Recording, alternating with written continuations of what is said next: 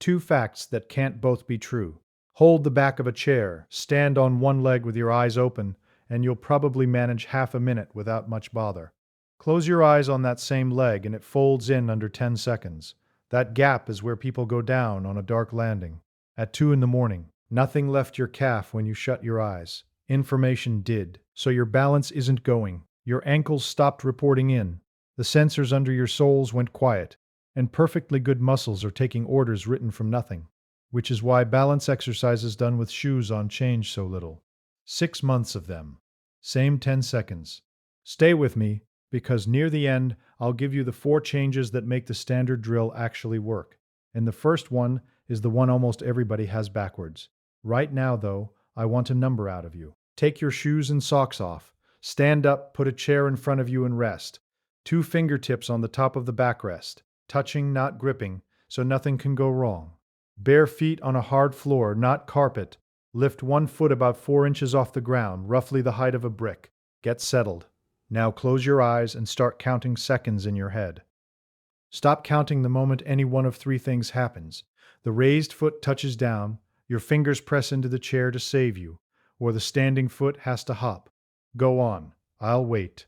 Here's where that number sits against a study by Brenda Springer and colleagues, published in 2007, 549 people, eyes closed, 1 leg, under 40, around 28 seconds, through the 40s roughly the same. In the 50s about 17, 60 to 69, 10 seconds. In the 70s, 4, 80 and above 3. The band that stopped me was the fall from the 50s to the 60s.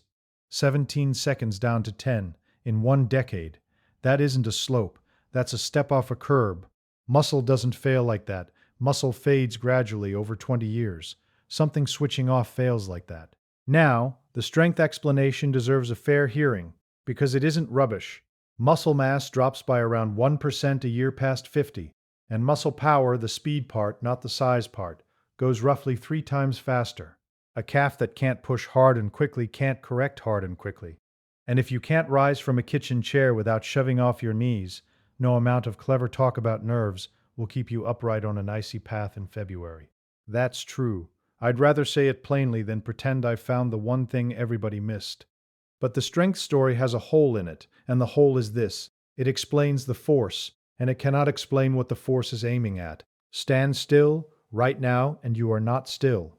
Quiet standing is a slow, continuous topple, corrected and recorrected several times a second, through a range of about a centimeter, the width of your thumbnail. Your calf is not holding a pose. Your calf is firing small pulses, letting you drift, catching you, letting you drift again. Every one of those catches needs a fresh measurement first, and a measurement that arrives late is worse than no measurement, because it corrects a position you were in half a second ago. So the limiting part of standing up isn't how hard the muscle pulls, it's how often and how accurately the ground gets measured. The measuring is done by 4 kinds of receptor buried in the skin of your sole, and each does a different job.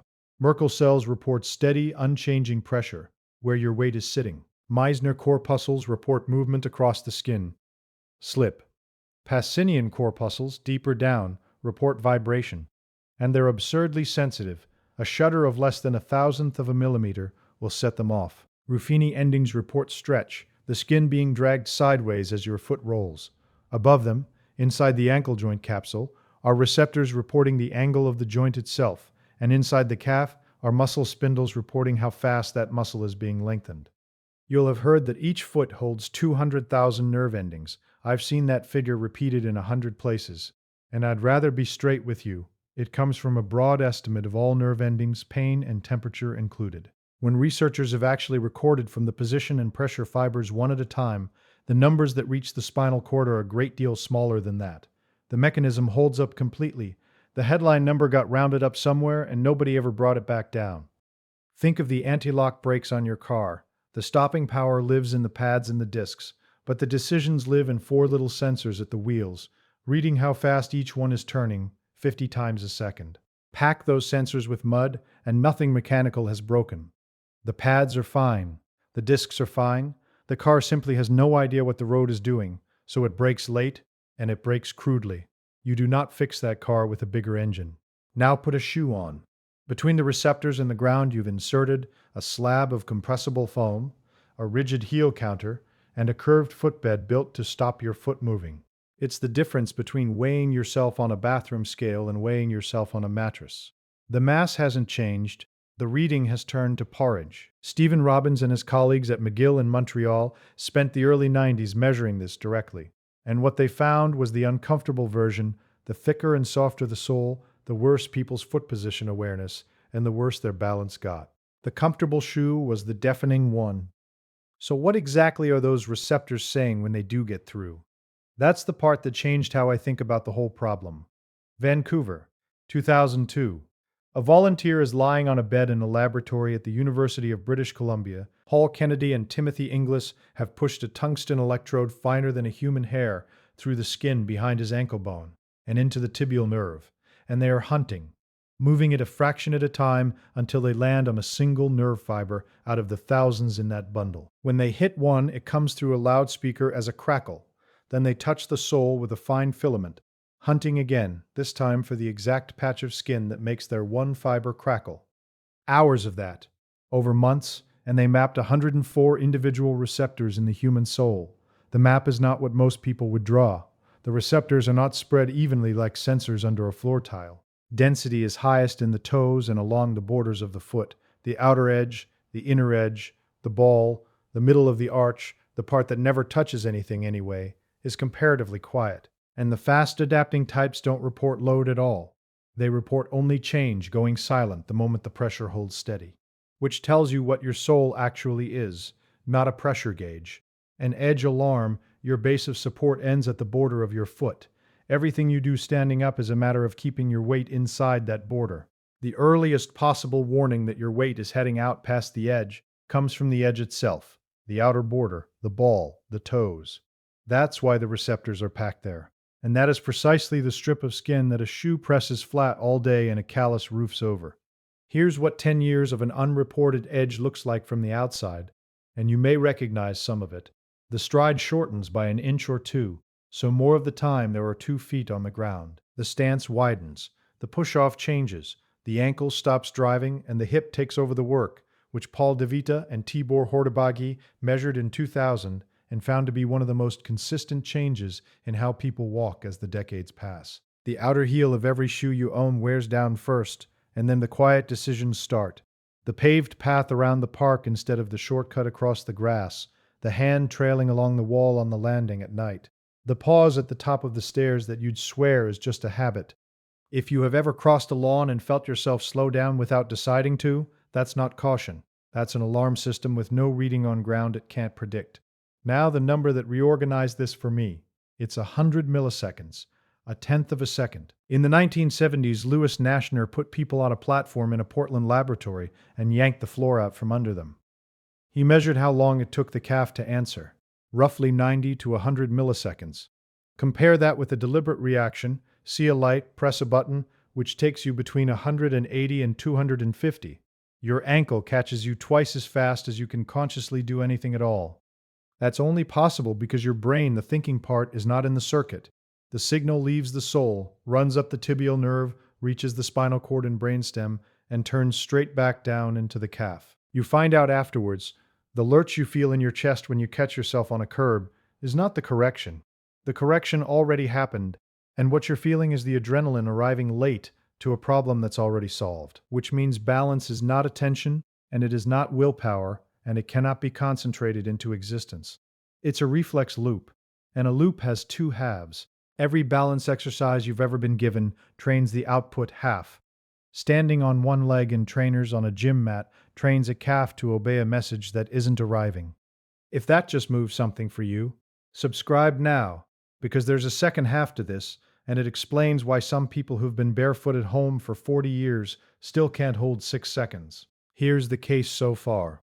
Tightly, half a minute with the eyes open, 10 with them closed, in the same afternoon on the same leg. A correction loop that closes in a tenth of a second, twice as fast as thought, receptors crowded along the border of the foot, flattened under a centimeter of foam, a drop of 7 seconds between the 50s and 60s that muscle loss can't produce. But that unanswered question is real, and it's the one that matters. I know people who haven't worn shoes indoors since 1985, and their score is no better. If the shoe is the villain, the bare foot should have fixed it. It hasn't. The reason is the floor. Stand up again, bare feet, both of them down this time. Slowly shift your weight out over the outer border of the left foot until the little toe side is carrying nearly everything. Hold it 2 seconds. Now roll across to the inner border over the big toe, then back.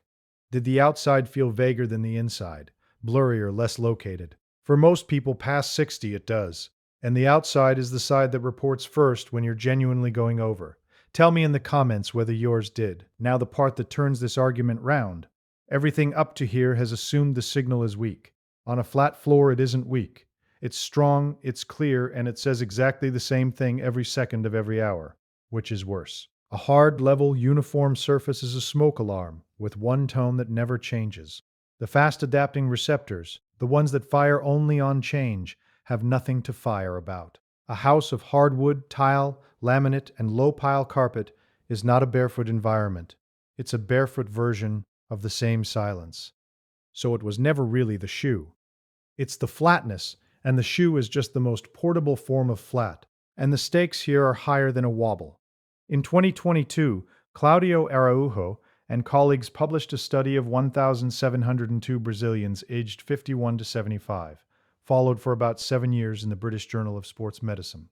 The people who couldn't hold a 10-second one-leg stand, eyes open, had an 84% higher death rate over that period, close to double. Now that is an association, not a cause, and I think the honest reading is that the test is a summary of a great many things at once, rather than a lever you pull.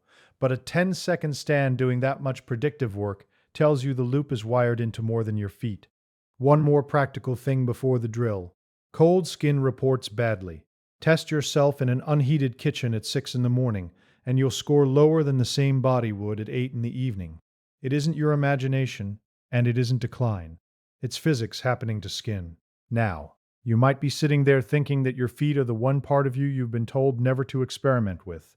You've got diabetes, or numbness in the toes, or a podiatrist who put you in a custom orthotic and said plainly to keep something on your feet indoors. That's not bad advice, and I'm not going to wave it away. If you have diagnosed neuropathy, walking around a house barefoot is a genuine risk, because the injury you can't feel is the one that gets found late. Do the seated version instead, on a floor you know is clear, with someone in the house, and get the feet looked at properly. And on orthotics, an orthotic changes where load lands. It does not restore what the skin reports. Those are two different jobs, and you are allowed to have both. The orthotic in the shoe for the 6 hours you're out walking on pavement, and 10 minutes at home for the reporting. Nobody has to pick a side. Which brings me to the 4 changes I promised. 1, and this is the one everyone gets backwards. Hard floor with eyes closed comes before soft surface with eyes open. Always. The instinct is to reach for the foam pad or the cushion, because it feels harder. And it is harder. It's harder because it's removing the soul's information as well. Stack a soft surface on top of closed eyes at the start, and you've deleted 2 of your 3 channels at once. You won't train anything. You'll just learn how to grab a chair. Make the sole the loudest channel first. On a surface it can actually read. 2. Chase the wobble. Don't avoid it. The loop is retrained by corrections, not by duration. Every correction is one complete circuit from sole to spine to calf and back, and standing rigid in a doorway for 40 seconds without moving buys you almost none of them. 5 short bouts of 8 seconds spent right at the edge of losing it will beat 1 heroic long hold every time. Count corrections, not seconds. That's the single most useful sentence in this whole thing, and if it's new to you, hit like. It's the only signal that puts this in front of the next person who's been training the wrong half of their own reflex. 3. Build a ladder of surfaces and climb it slowly. Bare hard floor for 2 weeks. Then a bath towel folded in 3. Then acquire doormat, the rough bristly kind. Then, once a week in daylight, 2 minutes on grass. Checked with your eyes first, always. 4. Watch the toes. If your toes claw at the floor during the hold, your ankle has already conceded and your hip has taken over the job. Uncurl them deliberately, spread them, and put your weight slightly toward the outer border. The claw is the tell, and once you know it, you'll spot it in the first 3 seconds. Here's where I owe you the limits. That exercise reduces falls is about as solid as this field gets. A 2019 Cochrane review pulled together 108 trials and more than 20,000 people, and the rate of falls came down by roughly a quarter, around 23%. What's much thinner is the specific claim that stimulating the sole is the active ingredient. Textured insole trials disagree with each other. Some show a small improvement in sway, several show nothing at all. The mechanism is well described and well measured. The step from mechanism to therefore do this and you won't fall is inference, and you should hear that from me rather than find it out later. So, the whole thing in order. 1. 10 minutes barefoot in your own house every evening, walking rather than standing, before you sit down for the night. 2. 3 times a week, 5 bouts of 8 seconds, one leg eyes closed, 2 fingertips on a chair, on bare hard floor. Count corrections. 3. After a fortnight, add the folded bath towel. Eyes open first for a week, then eyes closed. 4. Once a week, 2 minutes on grass or gravel in daylight, ground checked first. 5. Retest on the first of every month. Same time of day, warm feet, same floor.